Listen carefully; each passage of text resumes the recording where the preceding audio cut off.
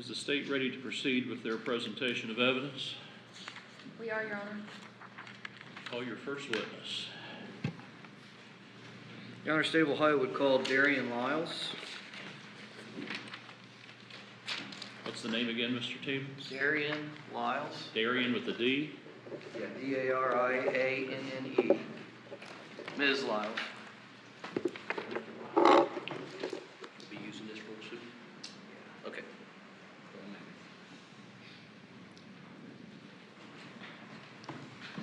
Bailiff says there's no one in the hallway, Mr. Teevens.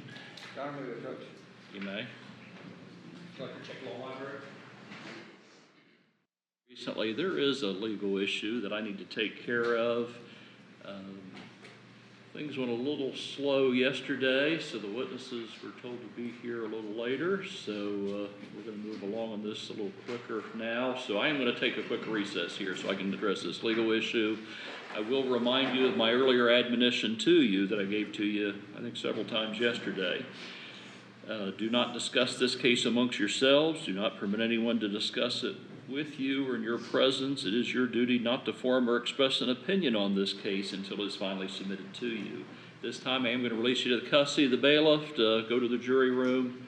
Hopefully he's got some coffee and snacks and some refreshments down there for you, and we will start back here shortly. Court is recessed. You try to leave your notebook. Back on the record, State of Ohio versus Daniel Groves and State of Ohio versus Jessica Groves. Case numbers 19 CR 586 A and B. Counsel and the defendants are present. The jury has been excused to the jury room while we await the state's first witness. I was going to do this during the first break. First break came a little earlier than what I anticipated. This morning we discussed with Ms. Groves outside of the jury's presence her intent to testify in this matter. We discussed a little bit about defense strategy, and I thought this might be a good opportunity for me to have a short conversation with her regarding that. Ms. Groves, you've heard your lawyer's opening statement in this matter. Is that correct? Yes, Your Honor. All right. We had some discussions this morning about your ultimate defense strategy in this matter. Was that consistent with your strategy as you intend to present your defense in this matter? Yes, Your Honor. All right. Have you had plenty of opportunity to consult with him about this strategy? Yes, I have, Your Honor. You understand that state still has to prove their case in this matter regardless of his opening statement, but you understand that potentially that, at least in some respects in this, some counts of this indictment could harm your chances as to an ultimate outcome. You understand that? Yes, sir. And you contemplated this before you proceeded with this strategy, is that correct? Yes, sir. Do you have any questions for me? Anything you need to bring to my attention at this point? No, Your Honor. All right. Do you need any time to discuss this case further with your lawyer before we proceed with the state's presentation of evidence? No, Your Honor. Ms. Scott, do you have anything? Not at this time, Your Honor. Thank you. Mr. Tiemann, anything from the state? No, Your Honor. Court is recessed. Mr. Tiemann, as soon as your first witness is here, we'll start it. She's walking in now, Your Honor. All right. And if counsel could approach your...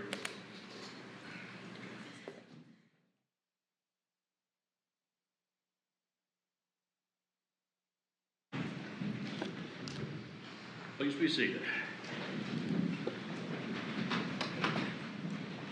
Mr. Tiemann, state may call their first witness. Thank you, Your Honor. State of Ohio would call Darienne Liles. Darienne Liles.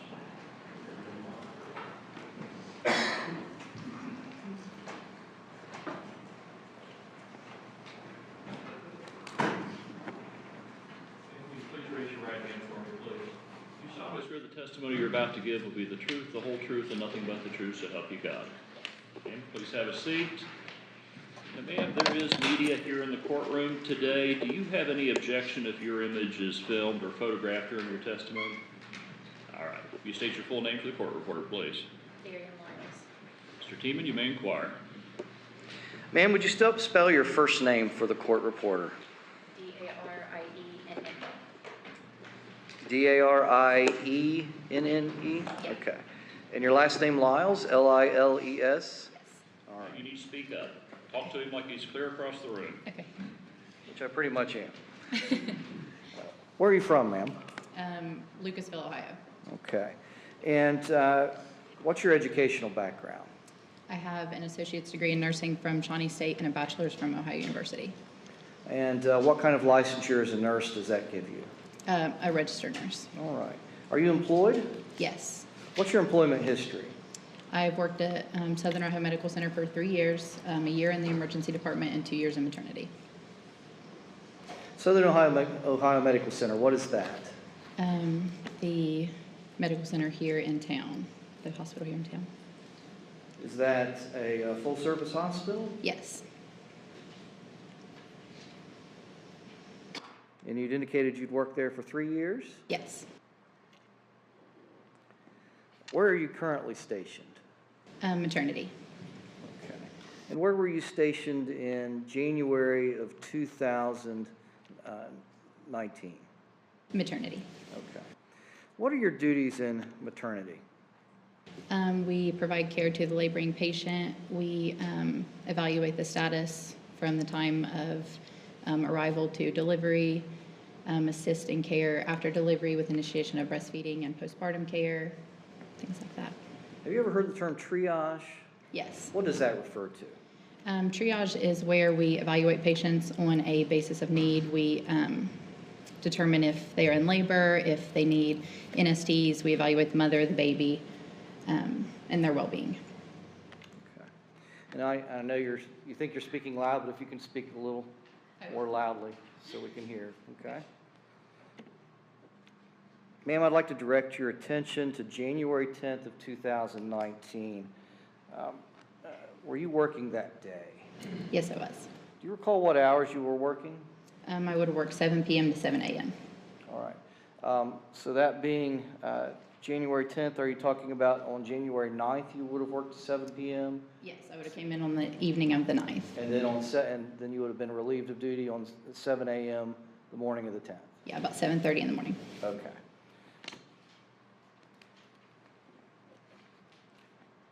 And where were you working that morning? I was in triage that morning. Okay. Where is triage located in the hospital? It is at the entrance of the double doors of maternity, the first door on the left. Okay.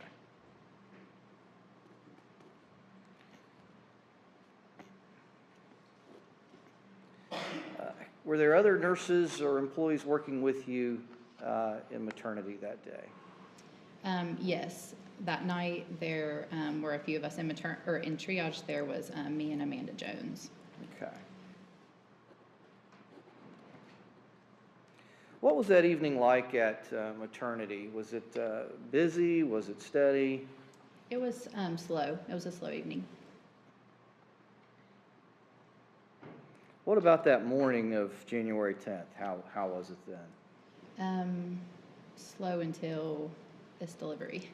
Then it became somewhat hectic. Okay. Do you recall on that morning individuals by the names of Groves coming in to maternity? Yes, I do. All right. And approximately when did they come in? 5:25 in the morning.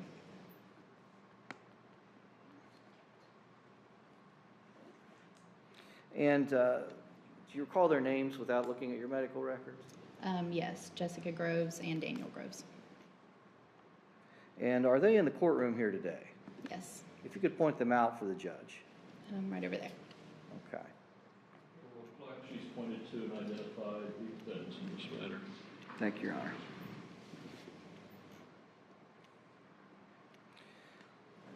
To your knowledge, why were the Groves in the hospital that day?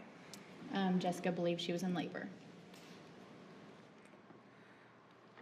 What is the typical procedure or protocol you follow when someone comes in purportedly in labor? Usually when a patient presents to triage and believes they are in labor, we would typically get a urine sample, weigh the patient, go over their prenatal records, question them about their pregnancy, any complications, ask them about the baby and their visits to the physician, and then from that we will do a cervical exam and usually recheck them within an hour if advanced dilation is not the case. Why all the questions?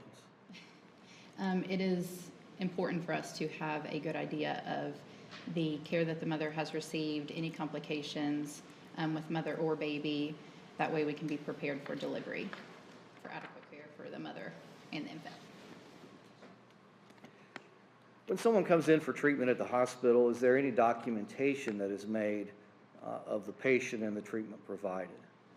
Yes, we document everything we do in Watch Child. Okay. What types of documentation do you make? We document things like how they presented to us, when they came, what they stated about their care, what their urine drug screen showed, and what they were dilated, things like that. The Southern Ohio Medical Center maintains such records in the ordinary course of its business. Your Honor, may I approach? You may. Let the record reflect I'm handing what has been marked as State's Exhibit 1 to opposing counsel for their inspection. The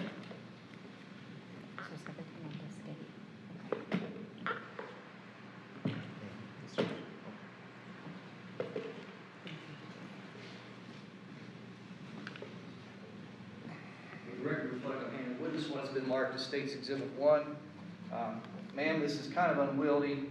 This is a microphone under here, so if you can attempt not to lay this heavily down on the microphone, that'd be appreciated by the court reporter. If you would take a chance and take a moment and look through that.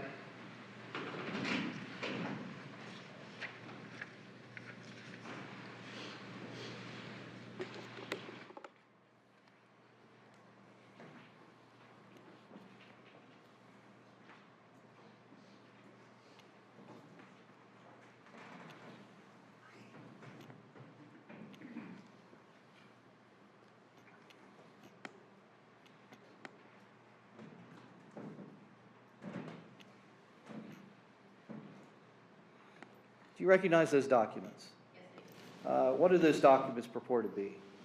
These are her prenatal flow sheets, records, and documentation of her labor. Does this appear to be a medical record maintained by Southern Ohio Medical Center for Jessica Groves? Yes, it does. Does it appear to be a true and accurate copy of that record? Yes, it does.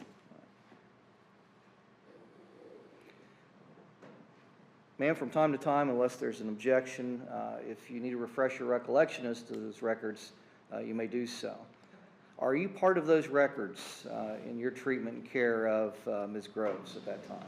Yes, I am. Okay. Make sure you speak up to the court reporter, okay? I want to take you back to the Groves' initial interactions and appearance at the hospital. What were your observations of Ms. Groves at that time? When Jessica presented to us in triage, she had come via wheelchair from the emergency department. She was very flat, disconnected, and uncooperative with our care. She kept stating, it's coming, and that is all we could get from her.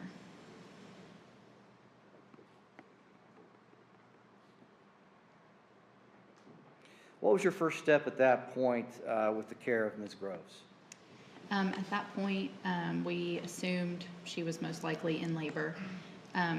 We started asking her questions such as how many weeks she was, if this was her first baby, who was her physician, had she had any complications with the pregnancy, and she did not answer any of our questions.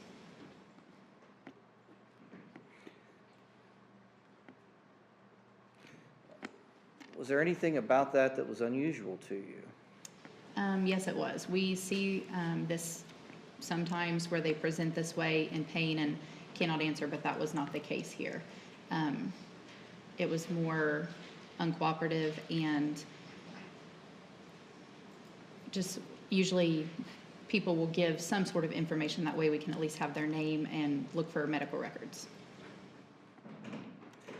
Did anybody provide you or other hospital staff with the information to those questions? No. At one point we were given her name by her husband, and that was all.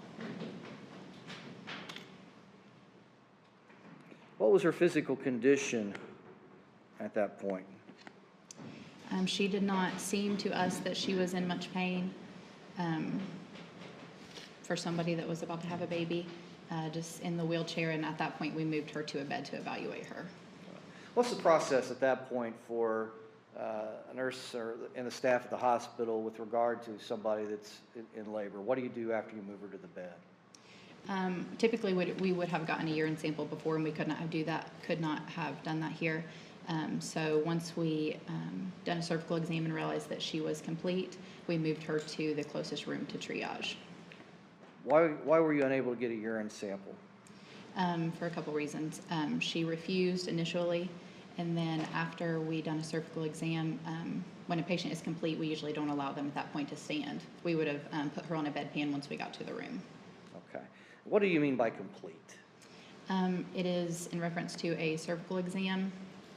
Closed is 0. It goes from 0 to 10, 10 being the furthest dilation. The patient is ready to deliver.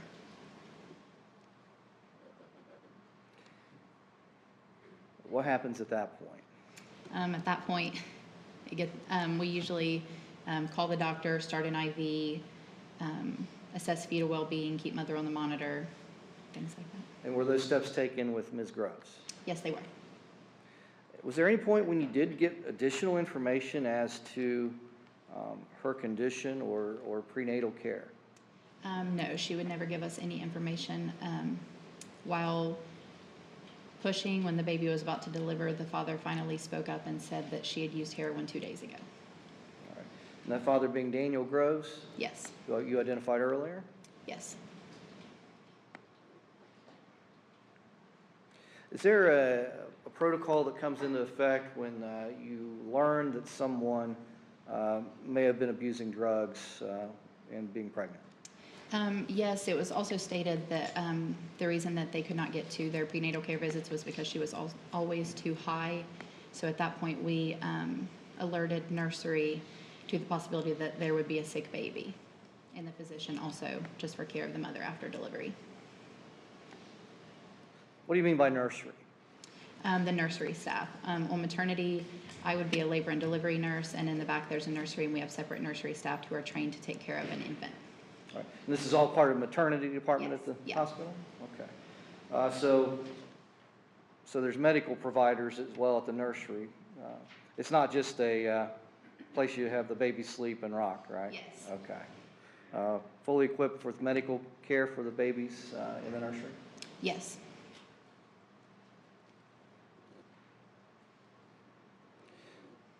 Now, in your daily experience with patients at Southern Ohio Medical Center, do you ever see patients that are under the influence of drugs? Yes, I do. I worked in the emergency department for a year before I worked on maternity, so I seen it frequently there. And then, unfortunately, we do see it a lot on maternity also. And from your training experience, are there signs that indicate to you possible substance abuse? Yes, usually how the patient presents, how cooperative the patient is, their affect, things like that. Yeah. You've gone over some of those, and you testified that there was indications by statements that she had abused drugs. What other observations did you make of Jessica Groves with regard to potential substance abuse? Initially, what alarmed us was that she was complete and not in pain. That's very, very unusual for somebody who we've not administered pain medication to. Very disconnected, would not respond to what we were saying. Things like that usually allow us to see that patients seem to be under the influence.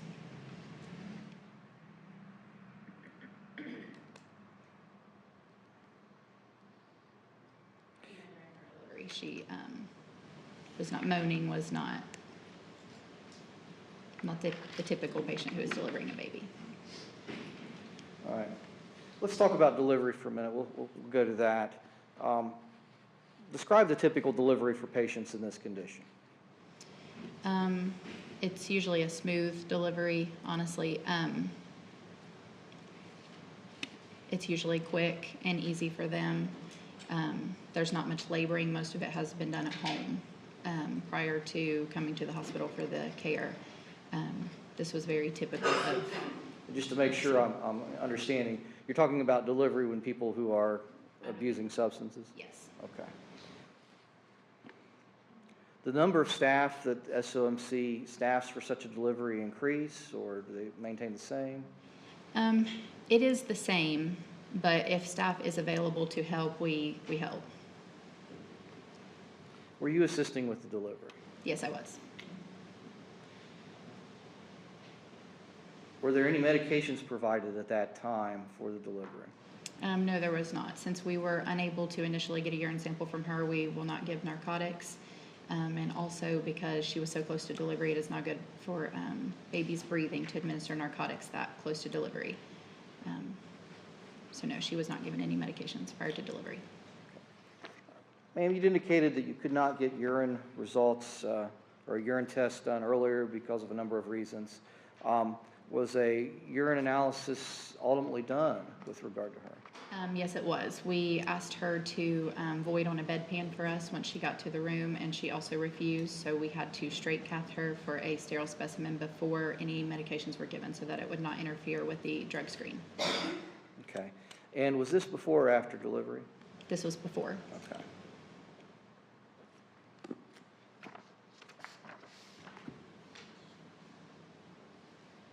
Your Honor, may I approach?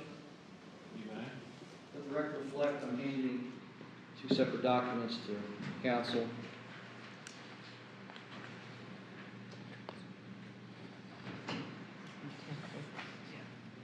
They'll be marked States Exhibits 2 and 3.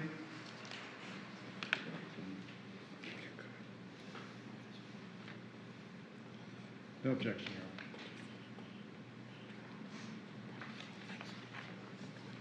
Honor. Ma'am, I'm handing you up the marked States Exhibits 2 and 3. Look at those and identify them for the court.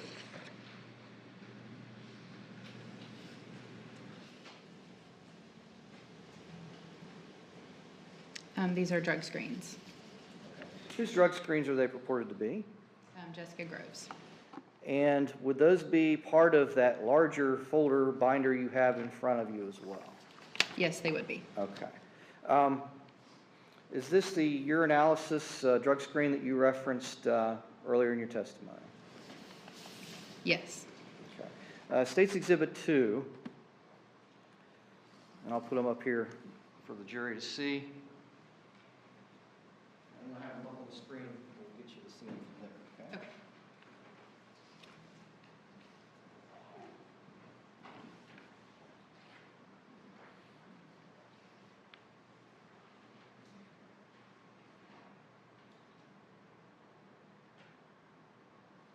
Can you see that okay over there? Yes. All right. What is States Exhibit 2? She has tested positive for amphetamines. All right. So we have, being she is this Jessica D. Groves, Yes. and this was registration on January 10th, 2019. Is this the morning we've been talking about? Yes. Okay. And we have test results here. If you could explain to the jury the layout of this form. Over here on the left column is the drugs we are testing for. On the side is the result. So none detected means the patient there was none detected that close to the urine, and the positive means that there was use of that.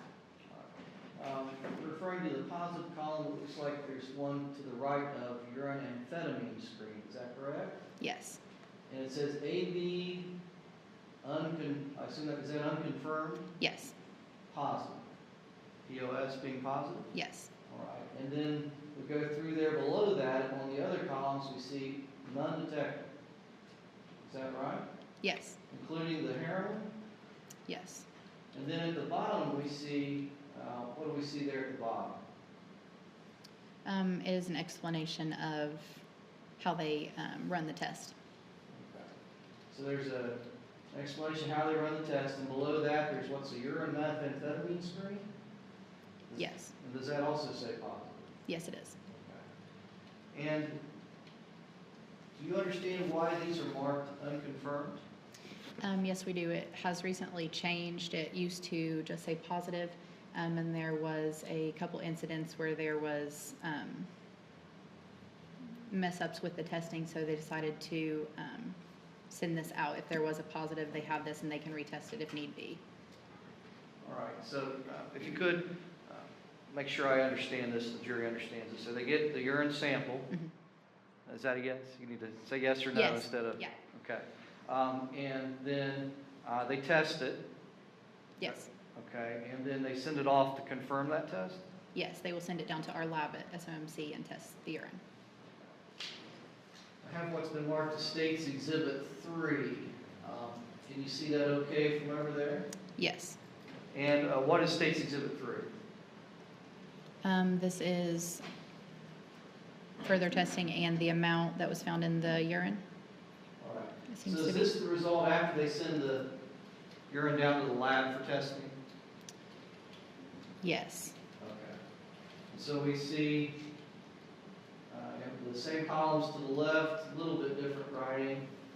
And then on the right side, we see the result. Is that correct? Yes. All right. And did the State's Exhibit 3, did the lab confirm the positive results? Yes.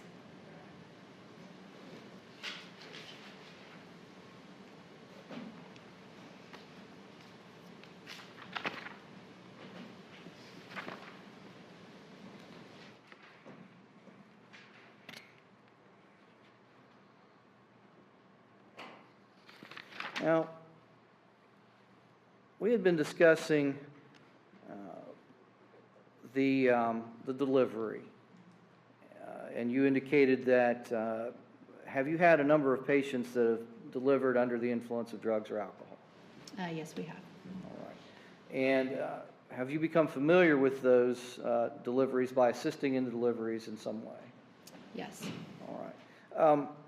You indicated that the labor is usually smoother or easier. Yes, it is.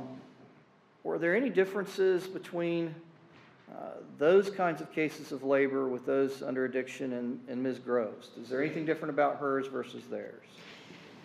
Yes, there was. I mean, some characteristics of the delivery were typical, but even mothers who present to us under the influence of drugs will usually give us enough information when we are telling them. We told her multiple times, we just want to know so we can help your baby. We need to be prepared to take care of your baby. And she was still very uncooperative and would not give us an answer. We do this just to be ready for any of the care that the baby will need, not to punish or incriminate the mother in any way. So this was very unlike what we are used to. This delivery stood out to us very vividly for this reason. We could not get anyone to cooperate with our care, the care we wanted to provide. So yes, in that sense, it was very different. Physically, is there still indicia of pain exhibited by the people delivering the mothers, or with the case of addicted parents, is that not as big an issue? Usually, yes, there will still be, towards the end, I'm not sure there's much that masks the very end of labor, but in this case, no, there was not much inclination of her being in pain. Do you recall, ma'am, how long it was from when Ms. Groves came to the hospital to birth? Jessica presented us at 5:25 a.m. in the morning, and she delivered at 5:54 that same morning. So roughly 30 minutes? Yes.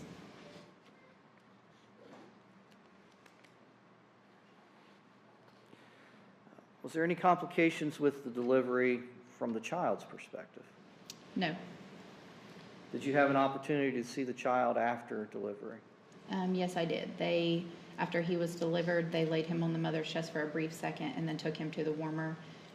Due to, unknown Hep C status, we usually give the babies baths immediately just to be safe, and he ended up needing oxygen, so they transferred him to the nursery.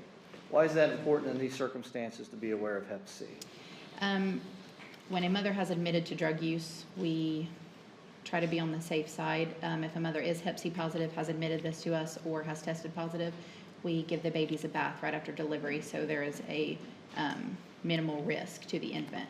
And since we did not know in this case, but we knew drug history was a factor stated by the husband, we went ahead and gave him a bath. Nursery staff did.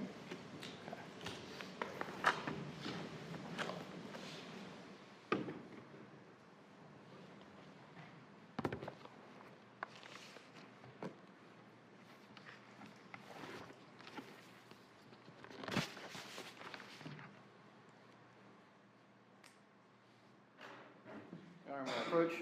You may.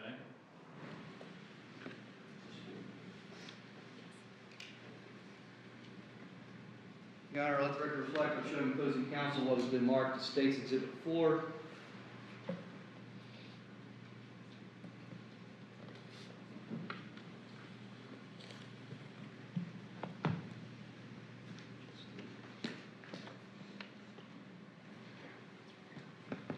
No objection, Your Honor. And I'm going to trace it here. Okay.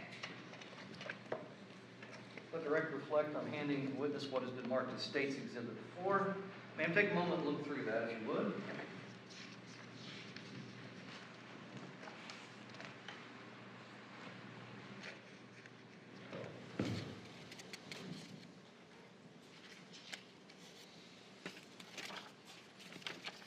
Okay. Ma'am, what is that, what have I handed you as marked as State's Exhibit 4? This is the medical record of Dylan Groves. Does this appear to be a true and accurate, complete copy of the medical records maintained by Southern Ohio Medical Center for Dylan Groves? Yes, it does. And are these the medical records of the Dylan Groves that Jessica Groves gave birth to on January 10th, 2019? Yes.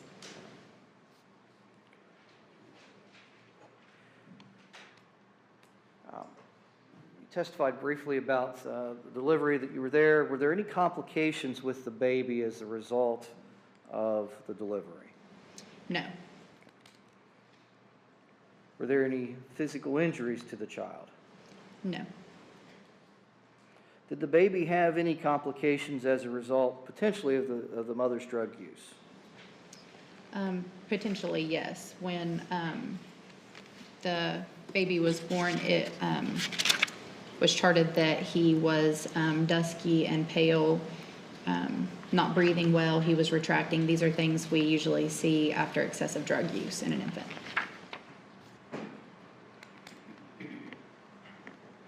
In those situations, what's the protocol that is in place for a child born? Usually nursery staff will take the infant right to the warmer, do an assessment, and if need be, take the infant to the nursery where we can administer oxygen and do further testing and evaluation.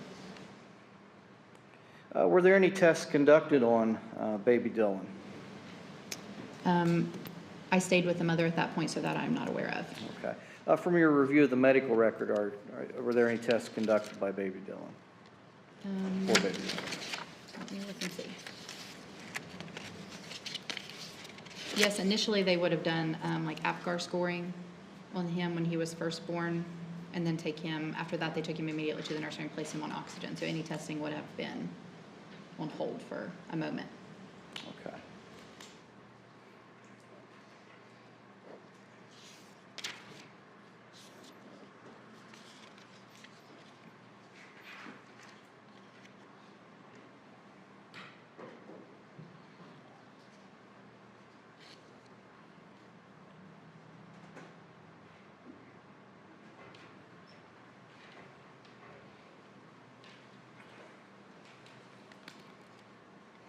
Ma'am, have you heard the term postpartum?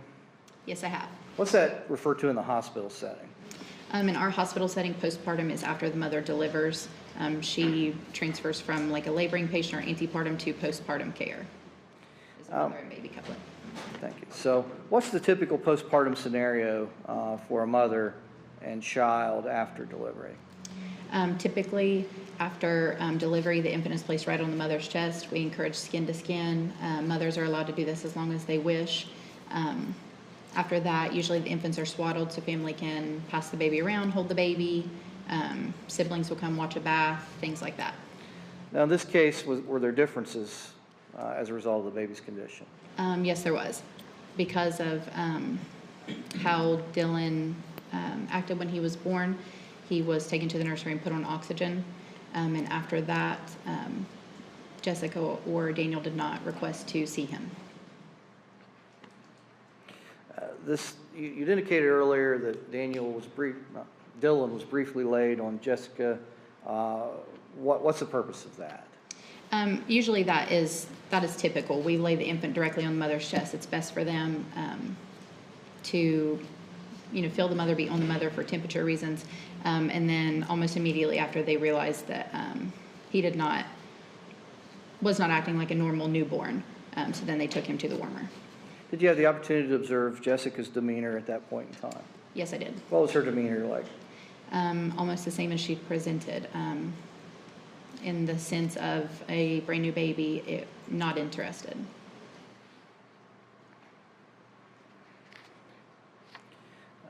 At that point in time, just after delivery, did the mother have any medical complications? No, she did not. Did she have any, to your knowledge, later that day? Yes, she did. What did she have later that day? Later in the day, she had a postpartum hemorrhage. How many hours from birth was that, to your knowledge? Roughly 4 hours after.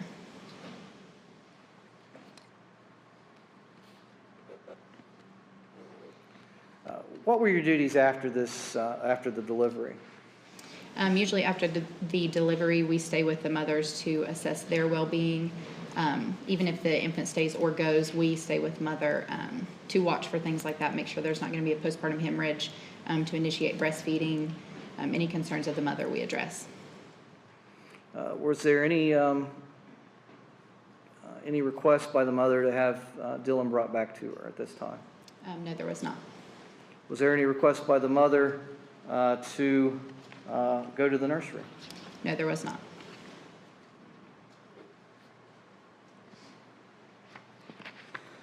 I'd like to direct your attention to Mr. Groves throughout this process. Do you recall observations of Mr. Groves when he first came into the hospital? Yes, I do. What were those observations? He seemed worried and almost afraid. All right. Did he do any interactions with you with regard? Where was he at when you were asking Ms. Groves all these questions about her condition? He was directly next to her in triage and when we moved her to the labor room. Whenever we were questioning her, they were both just making eye contact with each other, not acting like they were paying much attention to us until he finally gave us an answer about the drug use. All right. And did he provide additional information after that? The only thing that was stated to me by him was that she had used heroin and that she was always too high to go to her prenatal care visits. When they thought about going, she was too high. Can I have her repeat that? Her voice kind of dropped a little. You can speak up, okay? You got a soft voice, and they need to hear you in the back of the courtroom. Okay. The only thing that he said to us was that she had used heroin 2 days ago and that when they would want to go to her prenatal care visit, she was always too high to go. Where was Mr. Groves at during delivery? Directly next to Jessica. Okay. Did anything stand out to you about his demeanor at delivery? Yes, just in the sense that we thought he was almost looking to her for permission to answer our questions. I could tell a couple of times he wanted to say things or answer, and he did not. I'm not sure the jury was able to pick up all that. Could you repeat your answer? Yes. He was looking to Jessica for permission, it seemed to us. He would look at her when we would ask questions and we thought he was going to answer what we would say, and not until we told him that it was only for baby. We only wanted to know so we could take care of their baby, was that he answered and allowed us to be clued into her drug use. Okay. Did you have an opportunity to observe Mr. Groves after the delivery? Yes. What was he doing then? After delivery, they both became almost consumed with each other. They were both just making eye contact, and neither one asked about the baby or walked over to the warmer to see the baby or followed to the nursery to go with him. Is this typical from your observations of births? No, it is not.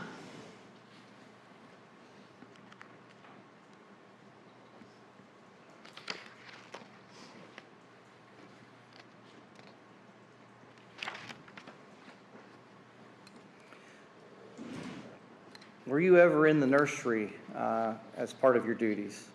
No, I was not. Did you have any other interactions with Mr. or Mrs. Groves after the stuff we talked about today?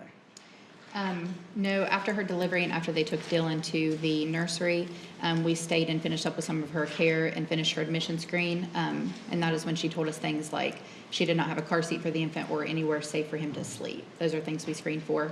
And other than following up with her care like that, no, I did not have any interaction with them. What was her affect when she was discussing the things she would need for the baby? Almost the same. The whole general vibe, or almost her behavior that we got was this, that she did not care.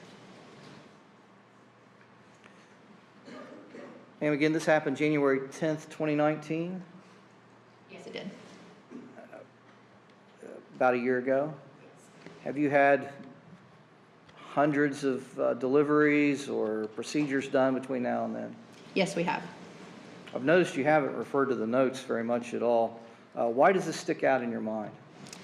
I do think it speaks volumes that all of us that cared for Jessica and Dylan remember this so vividly.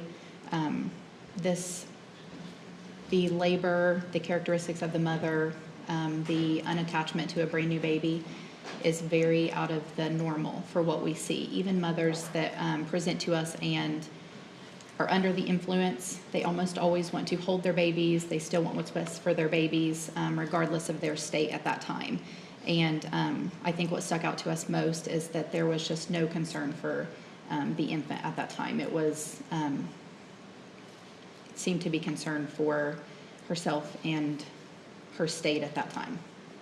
What about the father? I know fathers kind of just bumble around in this whole process. Is there anything unusual about his demeanor in this case? Somewhat, yes. I think to us, we had thought that Daniel wanted to be more involved than what he was allowed to be. Thank you, ma'am. No further questions, Your Honor.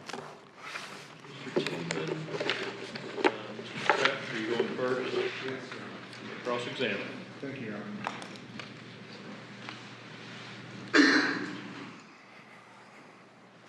Good morning, Ms. Liles. I want to talk a little bit about your observations of Jessica. Okay. How did you describe it earlier? She was very flat, disconnected, and very uncooperative with us. Would you consider her to be belligerent? No, I would not. Okay. Would you consider Daniel to be belligerent during your interactions with him? No, I would not. Okay.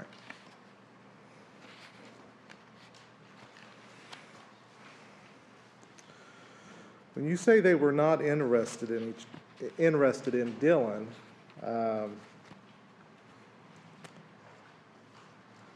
talk about that a little more. Was that just because they didn't ask to go see him, or? No, usually when a baby is born, there's excitement, there's laughter, people are crying, a very happy vibe in the room. The mothers are rubbing the baby and watching what they're doing. We've had mothers who are not using drugs, that their babies have to be taken to the warmer for a short period of time or for further evaluation. Usually they'll set up in the bed or ask what's going on with the baby.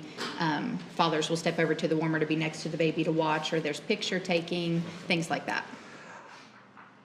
From your experience, did it seem to you that Jessica was a drug user or was using drugs?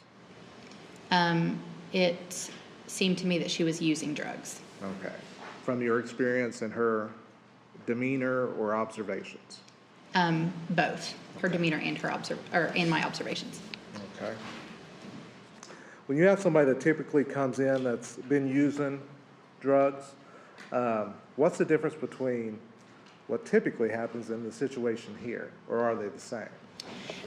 Typically, when we've had patients come in complete before that are using drugs, and typically when we ask questions, who is your physician, or have you had prenatal care? Even if they have not had any prenatal care, they tell us why, or they will tell us, you know, I think I'm this far along. They give us more kind of a history of their pregnancy or what they've known of their pregnancy. And we were not given any information in this case. So not typical. You said Daniel seemed worried and afraid of what? He seemed worried about Jessica. Okay. And then when we were asking questions, it seemed to us that he wanted to answer, but was worried of the repercussion maybe if he gave us the information that she was not giving. Okay, so he was worried about the repercussions, correct? Yes, from her. Okay. And he appeared to be wanting to answer your questions, but was reluctant. Yes. No further questions, Your Honor. Mr. Stratton, Ms. Scott, you may cross-examine.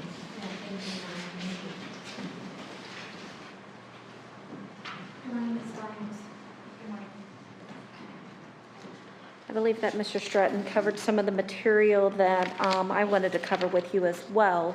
Your basic description of Jessica Gross was that she was uncooperative during this whole entire time, correct? Yes. You also mentioned that Daniel Groves did finally at some point in time fess up or confess and stated that he believed that his wife had consumed heroin at least 2 days prior to the birth. Yes. Although she didn't test positive for that, that's what he believed. Yes. And stated to you. Okay. Then you also described additional, even after the birth, that she remained uncooperative, even when asked, hey, we just need to help your baby, we need to know what's going on. So this pattern of uncooperativeness seemed to continue, is that correct? Yes, it did. And then you also described some behavior on behalf of Daniel that appeared as if he was worried and almost afraid, correct? Yes. Okay. And then you also described behavior that almost looked like he was looking for permission to be able to answer these questions from Jessica Gross. Is that correct? Yes, it is. Okay. So he appeared to be wanting to be cooperative, correct? Correct. And there was some kind of connection, some kind of threat, or some kind of perceived problem that would be caused if he was cooperative with you. Is that correct? Yes, that's what we got. We didn't see Jessica do or say anything to him to tell him to stop. That is just sort of the Vibe you got? yes. Okay. That's what you picked up from him? Yes. Okay. And you felt, I believe that your words were that you felt that Daniel wanted to be more involved in this process, but I wasn't for sure what word you exactly used, but almost as if Jessica's presence there and her control over him was almost intimidating him. Yes. and not answering the question, correct? Correct.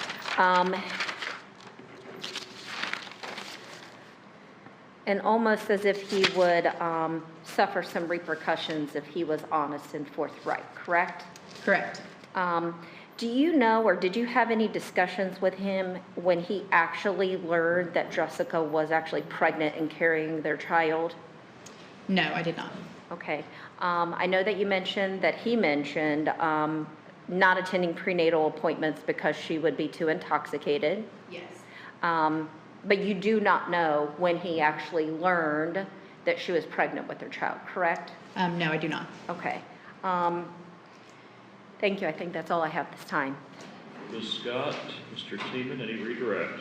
No redirect, Your Honor. Thank you, Ms. Liles. Is this witness excused? She is. Defense excused her also. Yes, Your Honor. Thank you. And you're free to go. Yes, if you into the bailiff. Okay. Mr. Teeman, you may call your next witness. Your Honor, the state will call Tori Howell. Sorry, Ms. Hutchinson.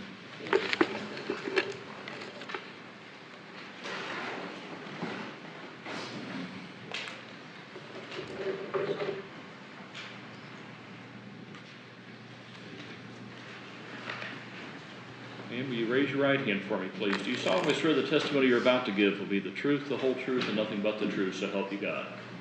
Ma'am, please have a seat. Ma'am, we do have media in the courtroom here today. Do you have any objection to your image being filmed or photographed during your testimony? All right. Now, you speak quietly. You're going to need to speak up real loud for the court reporter. Okay? Ms. Hutchinson, you may inquire. Thank you, Your Honor. If you would introduce yourself to the jury and spell your last name for our record. Hi, my name's Tori, Howell, Howell. Ms. Howell, how are you employed? I'm sorry. How are you employed? I'm employed by Southern Ohio Medical Center. Okay. And what is your job title there? I am currently a labor and delivery nurse. I switched from the nursery, but at this time I was a nursery nurse. Okay. And how long have you been employed with Southern Ohio Medical Center? Since June of 2017. Okay.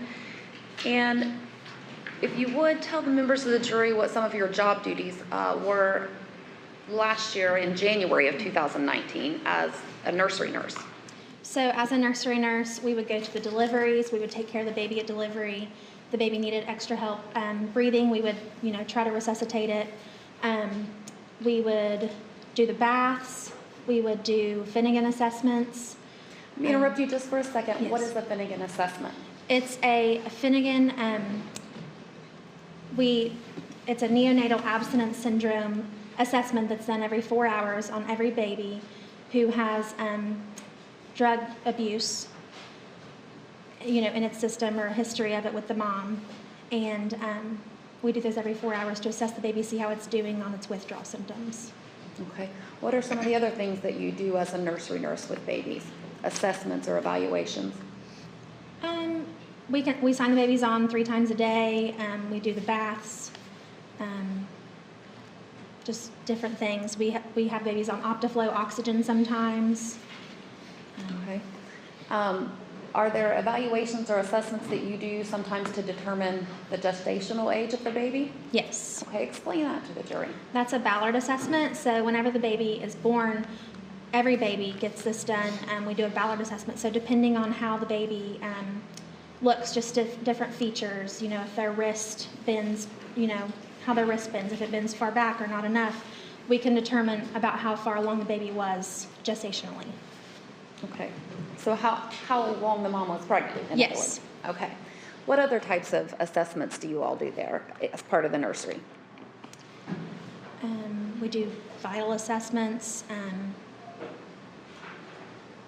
the Finnegans. Okay. Let me direct your attention to January 2019.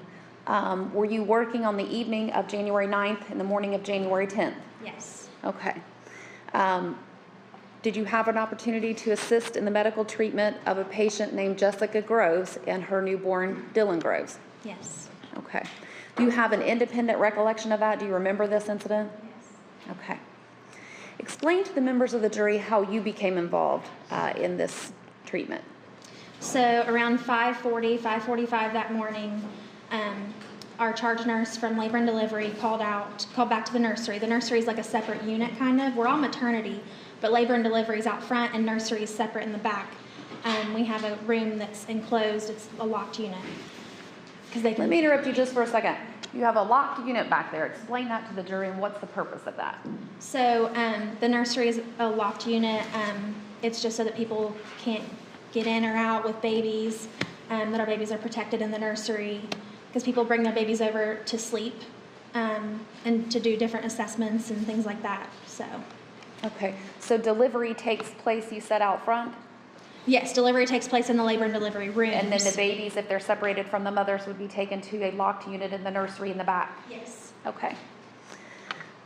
And I think I'd ask you how you became involved with this particular patient, but before we get there, let me back up just a minute. Are there, I guess this is not really a good term, but kits that you guys use when you get a call saying we have a mom getting ready to deliver a baby? Yes, so we have little buckets that just kind of have like hats, blankets, diapers, things like that to get so that we're ready for delivery in any amount of time. We're always ready. Okay, so once you get that call from out front, you grab your little buckets and pre-made buckets and go to the front? Yes. Okay. Explain to the members of the jury what typically happens once you arrive there, what your job is out there in maternity or delivery. So once we get to the room for a delivery, we set up and make sure that our warmer is ready so that we have all of our items ready for resuscitation if we need it. I like to just make sure that all my stuff's ready, get my blankets set up, make sure they're warm underneath the warmer. There's a radiant warmer to stick the baby underneath. What's the purpose of that radiant warmer? To keep the baby warm. Okay, keep his body temperature up? All right. And so you were explaining to the members of the jury the call you got in regards to the treatment of Jessica Groves. Go ahead there. So we got the call about 5:40. We grabbed our bucket, Courtney and I, and we went to the delivery. Whenever we got there, she was being transferred from the triage bed to the regular labor and delivery bed. And we just continued to set up our supplies. Okay. Before you arrived there, were you provided any information regarding this patient from the nurse that called you? She literally said, "Hey, it's Jessica. We have a patient going to room 1. She's complete. Come on." And I said, "Okay." When you say complete, what does that mean? She's ready to deliver. She's dilated 10 centimeters and 100% effaced. Okay. When you got there, who did you see?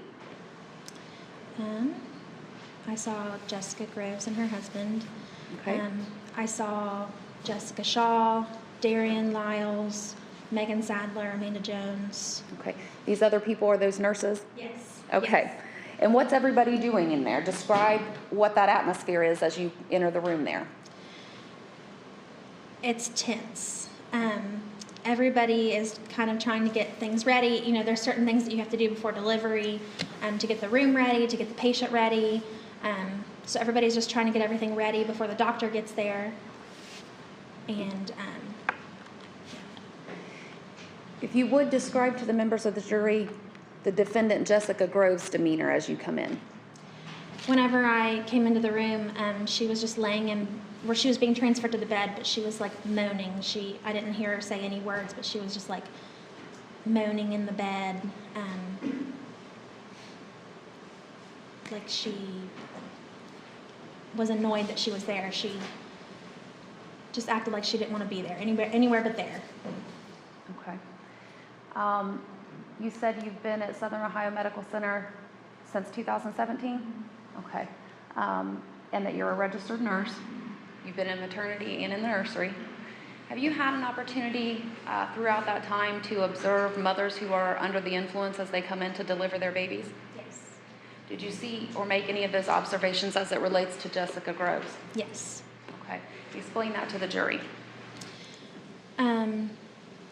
She just appeared high whenever she was in the bed, just moaning, like she wasn't in pain, but she was just annoyed that she was there. Okay. Were there any pain meds given to defendant Jessica Groves as far as you know? Not that I'm aware of. Okay.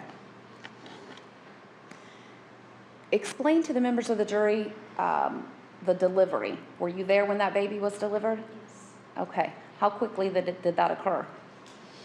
Well, I'm not exactly sure on the time, but I remember waiting at the warmer for Dr. Adams to get there because it took him, he was at home, so he had to be called in. So it took a few minutes for him to come in. Okay. But would you consider this a quick delivery from the time you arrived to the time that this baby was born? Yes. Okay.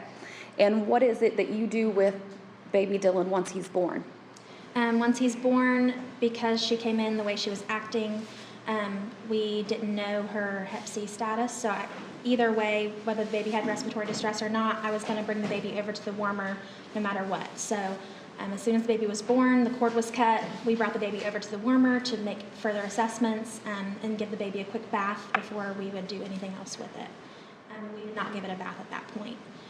The baby was having some respiratory distress issues, so we ended up evaluating the baby there and assessing the baby and taking it over to the nursery. Okay, when you say respiratory distress, you mean the baby was having trouble breathing? Yes. Okay, and so you removed the baby from the room and took him to the nursery. Did either parent go to the nursery with this baby? Did either parent ask about the condition of this baby as you removed him from the room? Okay. What do you do with baby Dylan once you get him back to the nursery? Once we got him back to the nursery, I believe we set him up on Optiflow. Sometimes it just helps. It's kind of pressure, like oxygen, and it just goes through nasal prongs through their nose, and it just helps the baby's lungs expand and helps them get to have a regular breathing system. Okay. At some point, Do you, using the evaluations we spoke of earlier, determine what his gestational age was?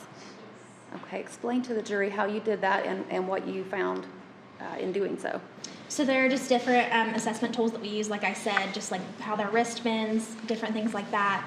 And we determined that the baby's gestational age was 36 weeks. Okay, and full gestational age is what? 40 weeks. Okay, so he was approximately a month early? Okay. Would that contribute to his breathing difficulty? Yes, that's typical for a 36-weeker to have respiratory distress issues at delivery. Okay. And explain to the members of the jury, in your work there at Southern Ohio Medical Center in the nursery and as a maternity nurse, have you seen babies who are exposed to drugs? Yes, absolutely. How often would you say you see that? I would say just about every day. Just about every day. Okay. Explain to the members of the jury what symptoms or signs babies who are exposed to drugs exhibit. Just different things. Tremors, either disturbed or undisturbed, meaning if you would disturb the baby would have tremors, or even just laying there, the baby would have tremors. Sneezing, temperatures, sweating, loose stools. They can have diarrhea, even with the meconium that babies usually have right after they're born. Just different things like that. Okay. And throughout baby Dylan's stay there at the hospital, was he observed to have symptoms of drug withdrawal? Yes, I believe so. Okay.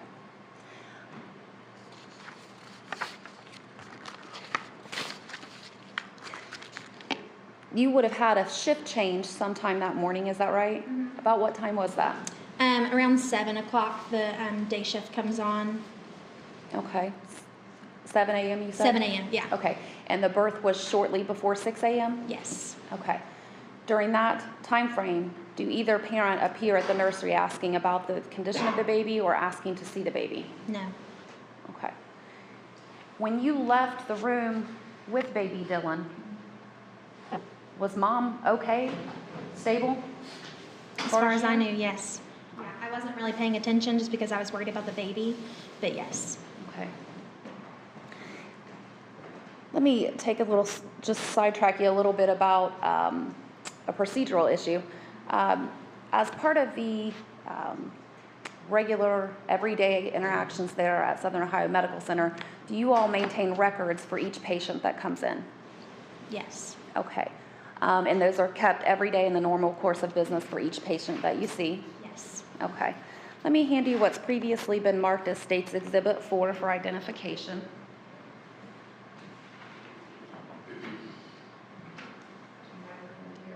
Okay. Do you recognize the documents that I just handed you? Yes. Okay. What are those? These are Dylan Groves medical records. Okay. And how do you know that those records belong to Dylan Groves? Because they have his name, his date of birth, his medical record number, his visit number, all that kind of stuff. All that patient identifiers that we use to identify a patient. Okay.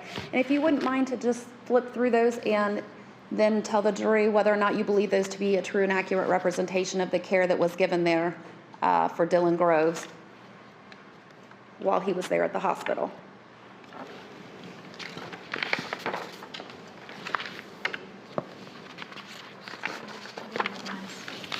I've looked through the chart many times. I'm sorry? I've looked through it many times. Okay.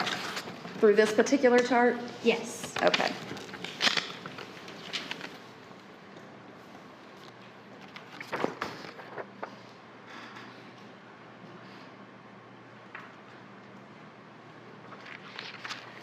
I'm going to hand you what's going to be marked as State's Exhibit 5 for identification.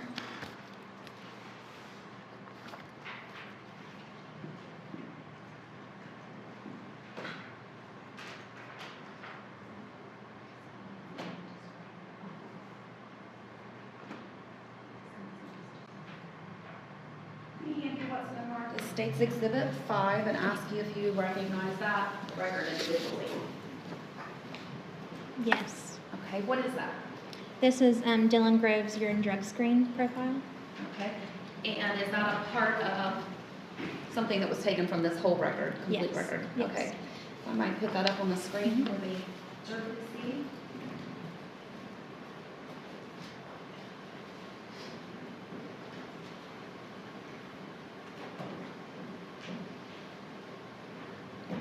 Okay, I think you said earlier, you can identify these records, the patient's name, the patient's date of birth, and then they also have a medical record number associated with each patient, is that correct? Yes. Okay. And so if you would explain to the members of the jury what this is and what it indicates. So the baby was positive, had an unconfirmed positive for amphetamines. Okay. And if there's an unconfirmed positive test for amphetamines or any other drug, what happens then? So then we do our Finnegan assessments on the baby if the baby has a positive drug screen. Because there was no prenatal care in this case, she was not able to have drug screens during her pregnancy, so we always get a urine on baby if there's no prenatal care visits. So once we got the urine drug screen and it was positive, we started doing our Finnegan assessments every 4 hours and started evaluating the baby for withdrawal symptoms. Okay. And is there a process that the hospital uses to confirm those pre-screens, so to speak? Do they send it on for a confirmation screening? Yes, I believe they do, yeah. Okay. Let me hand you what's been marked as State's Exhibit 6. And ask you if you recognize these documents. Yes. Okay. And how do you recognize them? This is the baby's cord drug panel that we sent off. Okay. Let me put this up on the screen. Should the defense counsel in session? Oh, I'm sorry, Your Honor.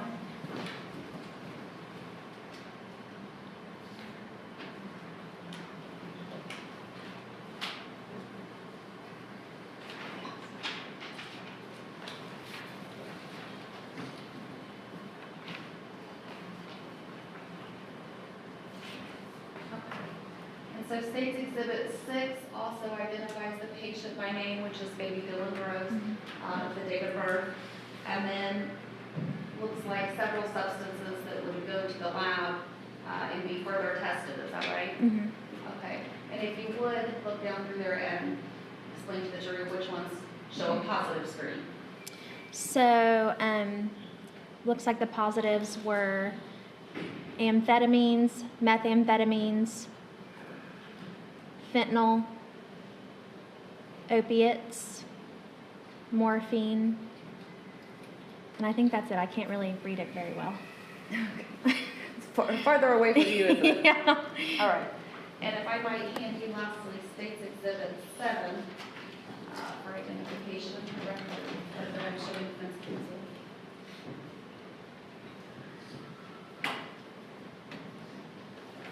You would explain to the members of the jury what the hospital does with the baby's umbilical cord at that point.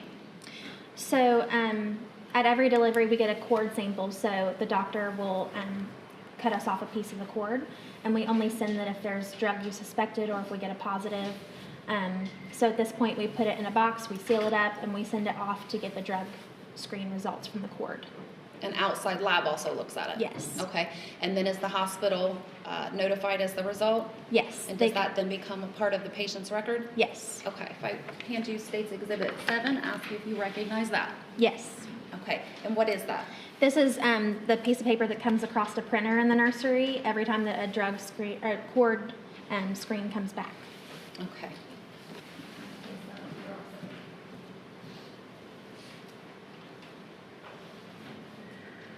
So for State's Exhibit 7, the nursery would receive notification from an outside lab about the results of the cord. Is that right? Yes. Okay. And I don't know, can you see that? A little bit. Let me see if I can zoom in there. Yeah, I can see that better. You would explain to the members of the jury what's revealed in the cord test. The baby was positive for amphetamines, methamphetamines, fentanyl, opiates, and morphine. There looks like there are subsections under opiates that show positive, morphine and a hydromorphine. Okay, yes. Let me hand that back to you so you can Sorry. see it up close. That's okay. Yes. Positive for the morphine. Okay. What type of treatment does SOMC provide to babies who are subjected to substances like this? So with the Finnegan Assessments, we do them every 4 hours. And if a baby at that time got over an 8 score 3 times in a row, we would start the baby on our morphine withdrawal protocol. Okay. To your knowledge, was baby Dylan bottle fed or breastfed? Bottle fed. Okay. To your knowledge, was there any request from the mother to have her baby back in her room or hold the baby? Not to my knowledge. Okay.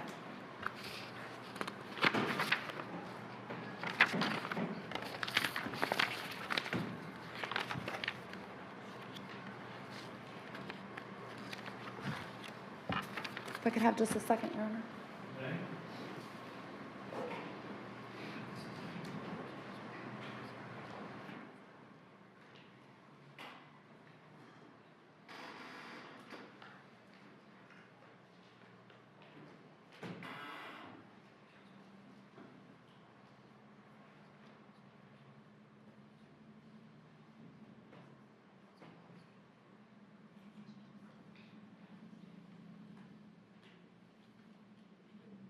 That's all I have at this time, Your Honor.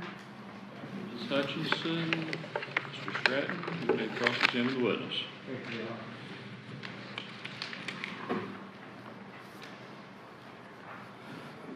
Good morning, Mrs. Howell. How are you? Good, how are you? Good. You mentioned earlier about the signs of exposure for a baby who's been exposed to drugs. You mentioned tremors, sneezing. Probably going to have to say yes. Yes, sorry, yes. The recording. So, and other signs like that. But what signs did Dylan exhibit? So after delivery, normally the symptoms don't show up. Okay. Until 24, 48, 72 hours after delivery. Okay. So I don't believe that I exhibited any of those symptoms that he had. Okay. You also talked a little bit about Jessica's demeanor. You said she was moaning. Any idea why? I thought she was just annoyed that we were asking her questions. Okay. It wasn't moaning in pain? No, I don't think so. Okay. Why didn't you think it was moaning in pain? She just didn't act like a normal labor patient. She didn't act Okay. like she was in a whole lot of pain. Okay. Okay. You also said she acted like she didn't want to be there, correct? Yes. Yes. Okay. And that she appeared high? Yes. Yes. Okay. Tell me a little bit more about that. How did she act like she didn't want to be there? What did she do? So typically whenever we have a patient who comes in and they appear to be high, typically that patient will let us know the drugs that they've taken, when they took them, because they want us to take care of their baby the best way that we know how. They want us to be fully prepared, and she did not do this. She didn't ask you anything, didn't tell you anything? Not that I'm aware of. Okay.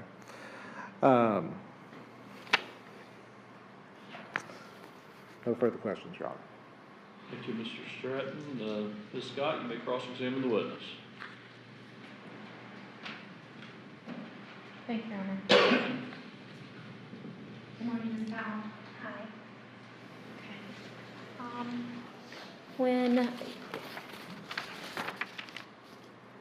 you stated that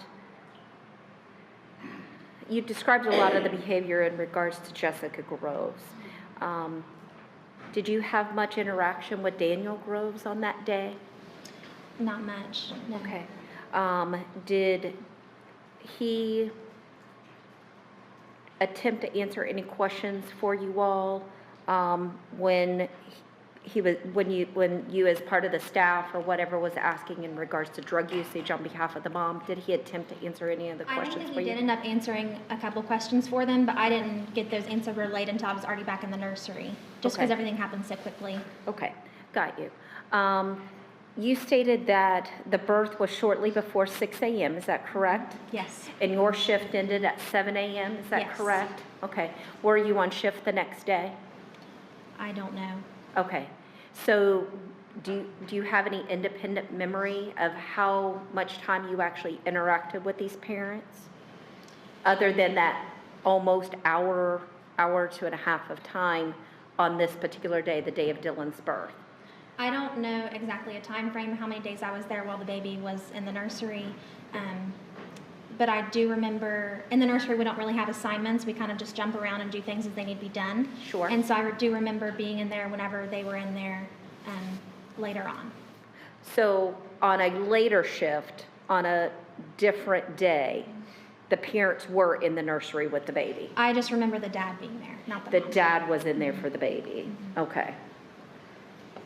And the baby was there for several days, is that correct? Yeah, I believe so. Okay, but you do recall the dad being in the nursery with the baby on one of your later shift on a later day, is that correct? Yes. Okay, thank you. Thank you, Ms. Scott. Any redirect, Ms. Hutchins? Just a few. You said earlier you took this baby out of the room because he wasn't breathing well. Yes. Did Daniel Groves follow you down the hall and ask about his baby? No. Over the next hour, did Daniel Groves appear and ask about that baby? No. Where was he when you left? He was at the bedside with Jessica. No further questions. Mr. Stratton, any recross? No, Your Honor. Ms. Scott, any recross? Yes, thank you, Your Honor. Did Daniel seem concerned about his wife and his wife's health condition right after delivering the baby? I honestly don't know. I wasn't paying much attention. I was more concerned with the baby and its health. And if there was something going on with the mother and her medical condition, would it be atypical for the spouse to stay there with the other spouse and the baby being taken care of by medical staff? Would that be atypical? It's really just personal preference. People do it different ways all the time. So it's a split decision. It's kind of like, do you go with the baby or do you stay with your spouse? And it is a personal decision. So it's not atypical for that period of time that he would have remained with his wife versus going with the baby, correct? I guess, yes. The medical staff had the baby, correct? Well, in good hands, correct? Yes. Okay. And he may have just chosen to stay with his wife to see what kind of medical concerns she had going on. That could be possible, yes. Okay, thank you. Thank you, Ms. Scott.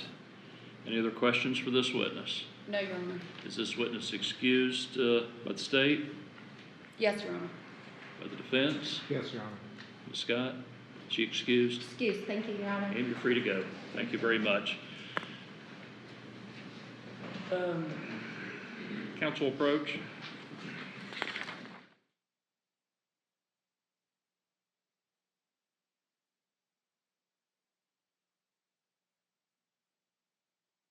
Ladies and gentlemen, we are going to get a couple more witnesses on before our lunch break.